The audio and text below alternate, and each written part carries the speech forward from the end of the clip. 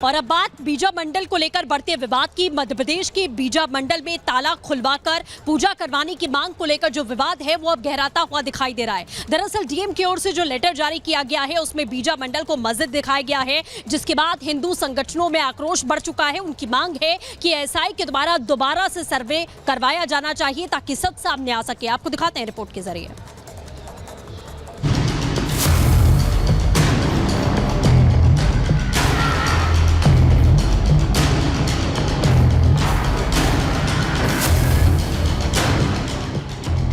ASI के दस्तावेजों में यहां मौजूद विजय सूर्य मंदिर को मस्जिद बताने पर हिंदू पक्ष में आक्रोश है, जिसके बाद इस मंदिर को खुलवाकर दोबारा सर्वे कराने की मांग तेज हो गई है। दरअसल बीजा मंडल में हर साल नागपंचमी के मौके पर हिंदू धर्म के लोग पूजा करते हैं। सालों में एक बार होने वाली ये पूजा काफी सालों से मंदिर के बाहर होती आ रही है, लेकिन इस बार हिंदू संगठन ने मंदिर के अंदर पूजा करने के लिए अनुमति मांगी थी। इस पर कलेक्टर बुद्धेश कुमार वैद्य की ओर से जारी लेटर में इस जगह को बीजा मंडल मस्जिद बताया गया और ताला खोलकर अंदर पूजा करने की अनुमति नहीं दी गई। इस बार जब हिंदू पक्ष ने पूजा की मांग की कि उनकी भावनाओं का ध्यान रखते हुए ताला खोलकर उन्हें अंदर पूजा करने की अनुमति दी जाए, और उस पत्र में कलेक्टर ने जो जवाब दिया जिसमें कि उन्हें इस जगह को बीजा मंडल मस्जिद लिख दिया, जिसके बाद से हिंदू पक्ष जो है वो नाराज है और वो दोबारा इस जगह का एएसआई द्वारा सर्वे कराने की बात कर रहे हैं। बीजा मंडल को मस्जिद बताने के बाद मामला और बढ़ गया। बीजा मंडल मस्जिद लिखने से हिंदू संगठन नाराज हो गए और कलेक्टर को ज्ञापन सौंपकर दोबारा सर्वे कराने की मांग तेज हो गई। जिला प्रशासन के साथ हमने ये भी बातचीत हुई है कि उसका दोबारा सर्वे कराएं। हमारी तरफ से भी मांग है, वो कलेक्टर साहब से भी हमने निवेदन किया है, वो भी पत्र लिख रहे हैं, क्योंकि जब दोबारा सर्वे होगा तो जो मस्जिद शब्द है वो अपने आप विलोपित हो जाएगा, क्योंकि वहाँ जो प्रमाण है वो पूरे मंदिर के हैं। हिंदू पक्ष का दावा है कि यहाँ कभी मस्जिद नहीं थी। विदिशा में 1942 में बाढ़ आ गई थी, जिसकी वजह से ईद के दिन नमाज के लिए बीजा मंडल परिसर में अनुमति दी गई थी। इसके बाद 1964 तक सिर्फ ईद के दिन नमाज होती थी।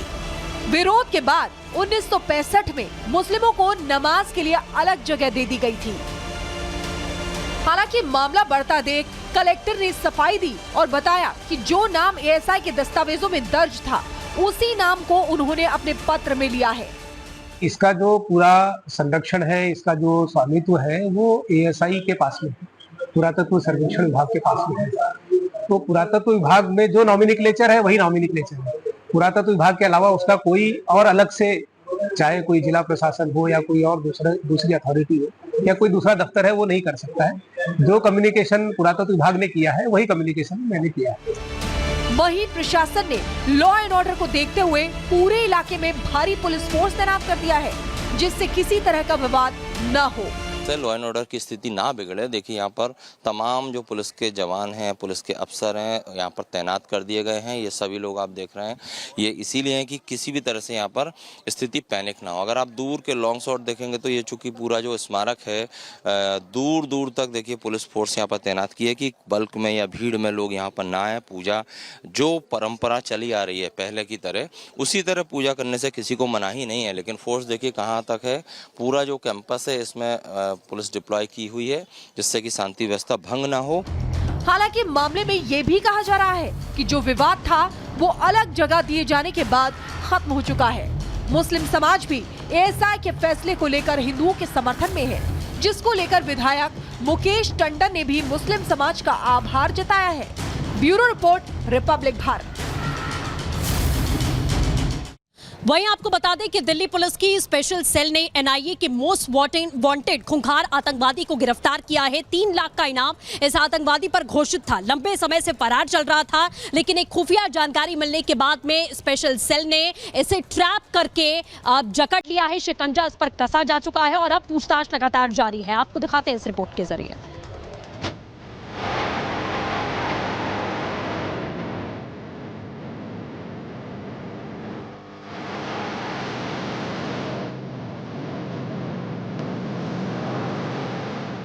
दिल्ली पुलिस की स्पेशल सेल को 15 अगस्त से पहले आतंकवाद के खिलाफ बड़ी कामयाबी मिली।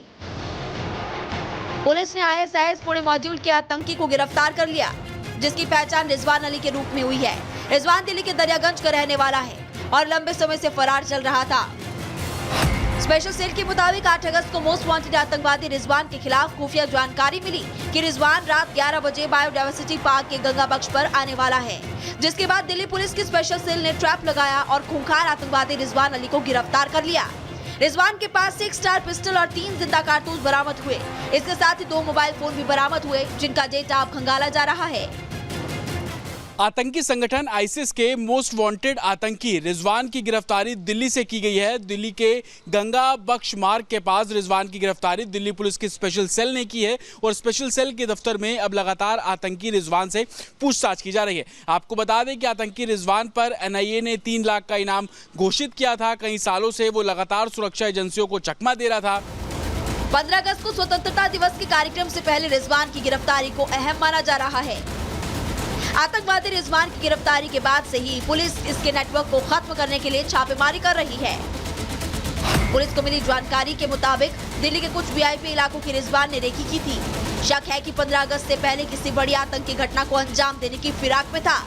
मेरे पीछे आप ये स्पेशल सेल का दफ्तर देख रहे हैं। बताया जा रहा है कि इसी दफ्तर में आतंकी रिजवान से जो पूछताछ है वो की जा रही है और स्पेशल सेल की टीम लगातार हर पहलुओं पर इस केस को इन्वेस्टिगेट कर रही है। सोर्सेज से ये भी जानकारी मिल रही है कि आतंकी रिजवान ने पूछताछ में बताया कि वो कई VVIPs लोगों की रैकी कर चुका है, रूट की रैकी कर चुका है और इसी को देखते हुए चाहे वो दिल्ली पुलिस की स्पेशल सेल हो या NIA हो, वो हर पहलू पर आतंकी रिजवान से पूछताछ कर रही है।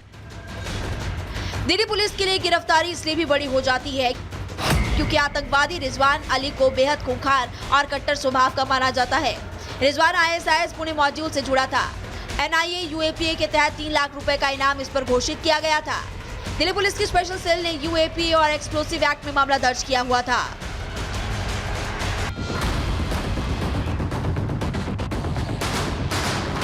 दरअसल NIA की लिस्ट में रिजवान सहित कुल 4 आतंकी थे। इनमें से मोहम्मद शहनवाज को पिछले साल सितंबर में गिरफ्तार किया गया था। अब्दुल्ला फयाज उर्फ डायपर वाला अभी फरार है। तलहा लियाकत को लेकर भी किसी तरह की कोई जानकारी नहीं मिली है।